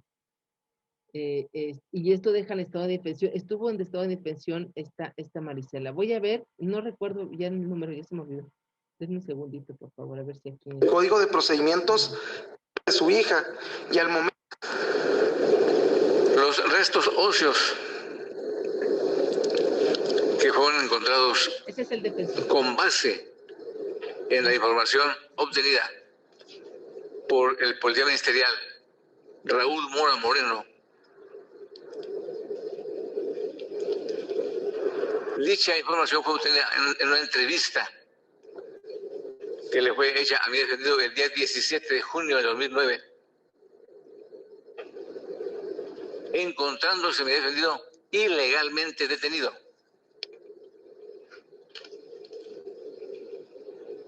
Ya que, si bien es cierto que hay una orden de aprehensión por estos hechos, dicha orden fue librada el día 19 de junio de 2009 y ejecutada el día 20 por el agente de la Policía Ministerial Luis Raúl Arreola Robledo, quien ante este tribunal confirmó que él ejecutó la orden de aprehensión señalada. O sea, que mi defendido el día 17 de junio de 2009, declaró estando ilegalmente detenido, sin que se le hubieran hecho los derechos y sin haber estado asistido de un defensor. Hecho que admitió ante este tribunal el mismo agente Raúl Mora Moreno, al decir que mi defendido no fue asistido por un defensor porque fue espontánea su declaración. Aquí. Astutamente o no astutamente, ¿no? Pero lo único que hace este abogado es darle precisión a cada una de las actuaciones que iban pasando de las pruebas, ¿sale? Entonces, por supuesto, ¿no? Por supuesto que en este estado procesal que dejaron a Marisela, estas actuaciones de las personas, ahí les dejo también este video por si lo pueden ver, este estado procesal que dejaron a Marisela, pues lleva también a la tarea de poder revisar la mala actuación de la agencia del Ministerio Público, ¿no? Les dejo el artículo 109, que es los derechos de la víctima, que ya lo habíamos platicado, pero fíjense que les puse estas fracciones. Fracción 2 del 109, Código Nacional de Procedimientos Penales, perdón, ahí no lo puse, pero es del Código Nacional. Dice, a que el Ministerio Público y sus auxiliares, así como el órgano jurisdiccional, les facilite el acceso a la justicia, fíjense, les facilite el acceso a la justicia y les preste los servicios que constitucionalmente tienen encomendados con legalidad, honradez, lealtad, imparcialidad, profesionalismo, eficacia, eficiencia y con la debilidad de eficiencia. Fracción 2. Exíjanlo. Exíjanlo, por favor. Cuando sientan que las están vulnerando, exija eso. Fracción 2. Este mismo artículo, a ser tratado con respeto y dignidad. Este mismo artículo, a recibir trato sin discriminación a fin de evitar que se atente contra la dignidad humana si se anue o menoscabe sus derechos y libertades, por lo que la protección de sus derechos se hará sin distinción alguna. Este artículo 109 existe, compañera. Y cada vez que les digan no va a proceder su denuncia, necesito pruebas, necesito esto, van a ver qué van a poder contestar con este artículo. No lo invento yo, de verdad, que no se lo invento yo. Jamás lo haría. ¿Sale? Entonces, bueno, seguimos con la que sigue porque se me viene el tiempo otra vez. Dice, acceder a la justicia de manera pronta, gratuita e imparcial respecto a sus denuncias o querellas. ¿Y por qué? Me dice, ¿y por qué? Me dicen a las personas, ¿y por qué no denunciaste en este momento? Bueno, pues estoy aquí, actúa, ¿no? No podía en otro momento, no se podía, no tenía la fuerza, no tenía economía, no tenía conocimiento de que estaba viviendo una denuncia, una violencia. Estoy aquí, actuemos. Y así sucesivamente les fui poniendo, perdón, estas fracciones donde no se deben de menoscabar los derechos humanos de las mujeres, a que se les reciba todos los datos o elementos de pruebas pertinentes con los que se cuenten. Fíjense, compañeras, en esta mirada, ¿no? Prueba, esta Marisela buscó, no puedes hacer la recolección tú de la prueba, no puedes. Es solicitarle al policía de investigación que vaya, pero ojo, a veces el policía de investigación muy mal su actuación, iba a decir, muy mal su actuación, ¿no? No tiene el conocimiento, no lo hace con profesionalismo. Supuestamente los capacitaron, ¿no? Y si tú lo llevas a juicio y dices, ¿me puede decir qué capacitación tiene? Derechos humanos, el sistema acusatorio. Véanse el video número 3 de este juicio. Y el policía de investigación dice que hizo todo, todos los periciales, todas ¿cómo se dice? Todos los protocolos, todos los cursos, perdón, ya, todos los cursos que les da la Procuraduría los tomó. antes, ahorita ya es fiscalía. Dice, a intervenir en todos los procedimientos por sí a través de su asesor jurídico conforme lo dispuesto de este código.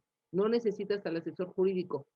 Tú, víctima, puedes intervenir en el proceso. Nada de que es que si no se lo puedo dar porque nada más está su asesor. Me queda claro algo, compañeras, algo muy importante y más de este tipo de feminicidio, este tipo de carpetas de investigación. Vienen cosas muy fuertes en las fotos. Y yo creo que por eso también no se les permite. Pero lo que puedes pedir es que no te pongan las fotos en las copias o que te dejen intervenir y saber las cosas. Pero que no te digan no, nada más traiga su asesor. Eso es terrible porque dejar a una víctima sin respuesta vulnera su dignidad, compañeros, compañeras, ministerios públicos. A que se le provea protección cuando exista riesgo a su vida integral, que no se lo proporcionaron a esta Marisela. Marisela tendría que haber tenido, ¿no? Protección, y hay muchas víctimas que tienen protección hasta guaruras. ¿En dónde estaba la de Marisela? A solicitar la realización de actos de investigación que en su caso correspondan, y fíjense, ojo, así como Mireya, el caso del síndrome de alienación parental en la Ciudad de México, así como Marisela, y así como varias muertes que han existido en México, las legislaciones se han aplicado diferente, ¿no? Sigo yo con estos derechos de las víctimas a solicitar medidas de protección, a impugnar por sí o por medio de su representante las omisiones o negligencias de la que comete el agente del Ministerio Público en su desempeño de sus funciones de investigación en los términos previstos de este código. Siguiente fracción, 26, al resguardo de su identidad y demás datos personales. Ahí nada más lo puse como para que sepan que sí existe, que no deben de ser visibles sus datos personales y en ningún momento procesar, en ninguno. Ni la colonia, ni en la audiencia, nada más decir, en la calle tal, en la alcaldía tal, solamente, no número, no, esto no es necesario, ¿va? Porque está en resguardo su identidad. Los demás que establezcan los códigos y otras leyes aplicables. Esta fracción, que es la última, es donde les digo que pueden meter cualquier legislación que ustedes tengan a la mano para la protección de los derechos humanos de las mujeres, ya sea la Convención de los Derechos de los Niños, Niñas y Adolescentes, dependiendo en qué tema. Y la última fracción, que es esta, compañeras, que les comentaba, es para los delitos que impliquen violencia. Que impliquen violencia contra las mujeres, se debe de observar la Ley General de Acceso. Entonces, si la celotipia no te la quieren poner como una violencia psicoemocional de violencia familiar, tú vas a solicitar el artículo 109, último párrafo, para que se mire, porque la celotipa no viene en el Código Penal, no viene. La infidelidad no viene en el Código Penal, ojo, viene en la Ley General. Y la infidelidad sí es un delito, porque daña psicoemocionalmente a la mujer. Y es y que puede llegar a un suicidio, y ese suicidio es por la violencia de una mujer, es basada en una violencia. Por tal motivo tiene implicaciones este sujeto presunto responsable de la muerte de las mujeres, ¿va? Bueno, sigo. Aquí está rapidísimo. Igual sigo con el Código Nacional de Procedimientos Penales, capítulo 5, Ministerio Público. Competencia del Ministerio Público es conducir la investigación, el coordinarse con las policías y sus servicios periciales. Este párrafo es casi igual que la Constitución en el artículo 21, ¿sale? Para que tengas dos legislaciones de decirle al Ministerio Público, esta es su obligación, Ministerio Público. Es su obligación, ¿no? Existe el delito de responsabilidad. Y yo sigo con el que sigue, dice el artículo 131, obligaciones.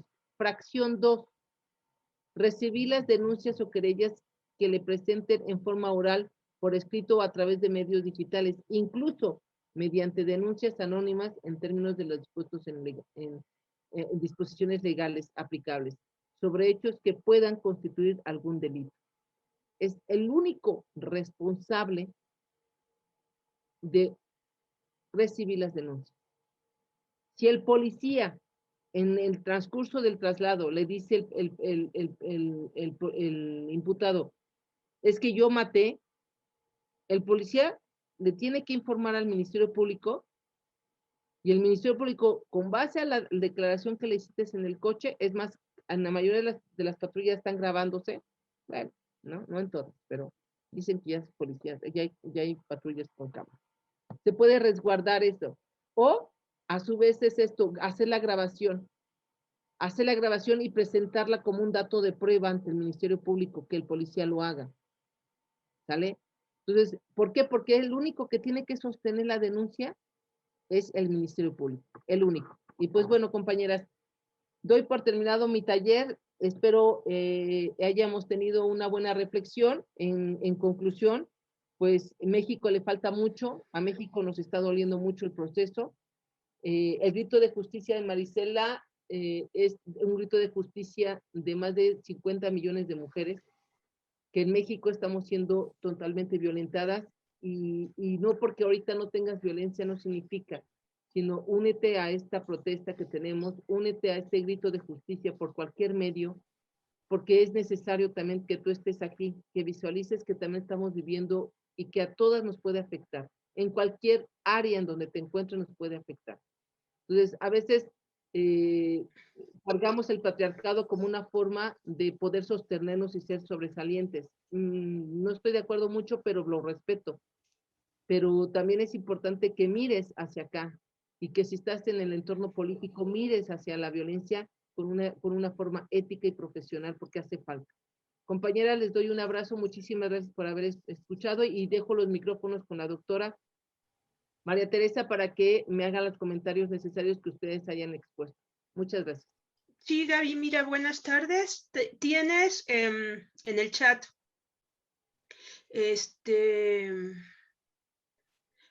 América Lugo, ¿cuál es su opinión de los peritajes de antropología social en el caso de víctimas de violencia de feminicidio? Linda Eva Gloria Barquín Palacios, efectivamente nos falta mucho, no más violencia a las mujeres y niñas por razones de género. Corina Andrea Santos, excelente taller, necesitamos más. Griselda Navarro, muchas gracias. Giselle Valenzuela, gran disertación, mi admiración, respeto, saludos desde Guerrero. Facebook, comentario de Susi Martínez, así es, licenciada Gaby, aquí estoy y seguiré luchando para que el innombrable me deje vivir como merezco sin violencia. De tu mano ha sido muy fácil, agradezco mucho a la vida haberte conocido hace 3 años en este bonito lugar, Museo de la Mujer. Fuiste la única persona que me creyó en ese momento, y sin conocerme me diste tu mano. Muchas gracias. Gonzalo Espemérides, biblioteca, solo quiero decir que la perspectiva de género se tiene que exigir a las autoridades a cualquier nivel. Y otro más, Corina Andrea, por favor, infórmenos de los demás talleres que imparta la licenciada Gaby. Felicitaciones, Daniela Sánchez, gracias por este trabajo, Gaby, su voz es nuestra voz, abrazos. No, pues muchas gracias. ¿Qué opino sobre la antropología social? Por supuesto es necesaria y urgente en todos los juicios de feminicidio, porque dentro del desahogo de un juicio de feminicidio, la antropología precisa concretamente la violencia que viven las mujeres en México. Y ojo, compañeras, en esta posición, ¿no? Así como el peritaje de perfil criminal, la antropología la puedes utilizar en tu alegato para pedir una pena máxima. ¿Por qué? Porque si bien es claro, la antropología lo que nos da precisión es la violencia sistemática que hemos vivido históricamente, el entorno de violencia que se vive en ese lugar. Y entonces, al momento de visualizar tu alegato final y precisar este peritaje, te va a permitir 2 cosas.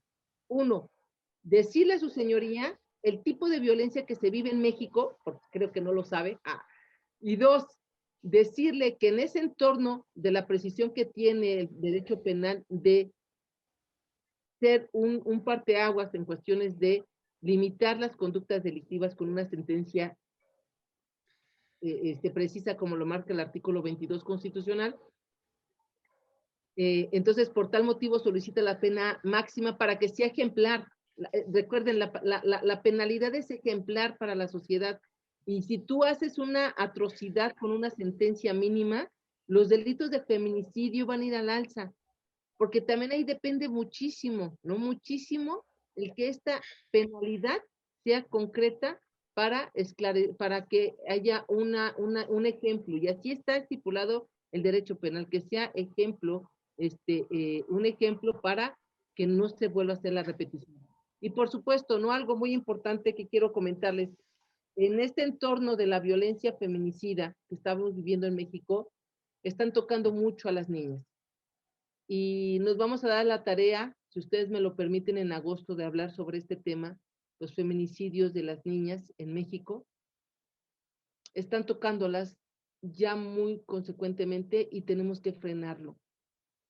Duele muchísimo saber que asesinaron a una niña, cual sea niña, cualquier mujer, pero nos están tocando a las niñas y no lo vamos a permitir, ¿no? Entonces, el grito de justicia que sea muy grande para 50 millones de mujeres en México, más de 50 millones de mujeres. Imagínense qué vamos a alcanzar, dice el artículo 39 constitucional. No lo digo yo, lo dice el artículo 39 constitucional. Les abrazo mucho, muchas gracias. Gracias, María. Bueno, para dar ahorita un tantito de tiempo a la compañera, todos los talleres que he dado en el Museo de las Mujeres están en la página, desde el abril, hace 3 años, hace 3 abriles estoy con ustedes y espero los puedan ver, vean todos los demás, las demás compañeras muy extraordinarias, y abrazo a la maestra Guadalupe Valdés, por cierto, vi tu taller en esta semana, lo estaba escuchando, aspectos criminológicos, y pues bueno, ampliamos todo esto, ¿sale? Entonces, bueno. Sí, Gaby, pues mira, voy a leer el reconocimiento. Museo de la Mujer otorga el presente reconocimiento a la licenciada Gabriela Mores, Perspectiva Feminista Jurídica, por impartir el taller Primeros Auxilios ante el Ministerio Público con el tema Reflexiones en torno al feminicidio en México, en conmemoración del natalicio de Maricela Escobedo, 1958-2010, 19 de junio de 2021, Ciudad de México. Atentamente, doctora Patricia Galeana, fundadora y directora. Muchas felicidades, Gaby. Muchas gracias a todas. Y bueno, sí, gracias. Y bueno, pues muchas gracias. Agradezco al Museo de la Mujer, a la doctora Patricia Galeana, a todo el staff, también esta invitación a compartir estas 3 sesiones contigo, Gaby, con el museo, con las personas que nos apoyaron en toda la parte también logística. Y quisiera también compartirles la próxima actividad del museo. Va a ser el miércoles 23 a las 16 horas. Matiana Murguía, 1856-1907, una violeta con estilo. En conmemoración de su aniversario luctuoso, imparte la doctora Elvira Hernández Carballido y modera la doctora Raquel Ramírez Salgado, para que por favor nos acompañen. Va a ser una actividad muy interesante y bueno, como siempre, muy productiva para una cultura de género. Pues muchísimas gracias por la participación de Facebook, también de aquí de Zoom, y pues les esperamos en siguientes actividades del museo.